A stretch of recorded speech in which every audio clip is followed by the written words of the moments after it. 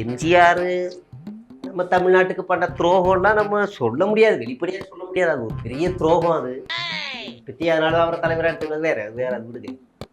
இந்த விஜயகாந்த்னு ஒரு பையன் வந்திருக்கா குடிகா. ஏய் உனக்கெல்லாம் என்ன என்ன கேப்டன் நீ தம்பி, என்கிட்ட மோதாத, அவ்வளவுதான் சொல்லிட்டேன்.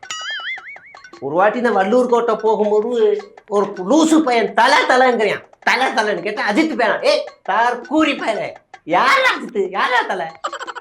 என்ன ரஜினிகாந்தையும் கமலையும் அடிக்கிற அடியில ஒரு பையன் இனிமே அரசியலுக்கு வரவே கூடாது தம்பி. எழுதி வச்சுக்க, ரஜினிகாந்த் வெற்றிடம் இருக்க சுடுகாட்டில் கூட தான் வெற்றிடம் இருக்கு.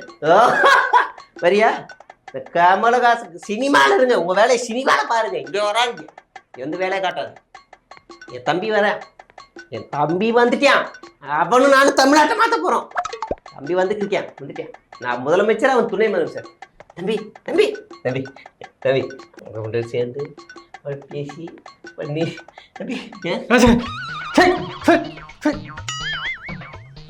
தற்கொலை மேல என்ன பூடி வேட்டைக்கு பூனை கொடுக்க வராத.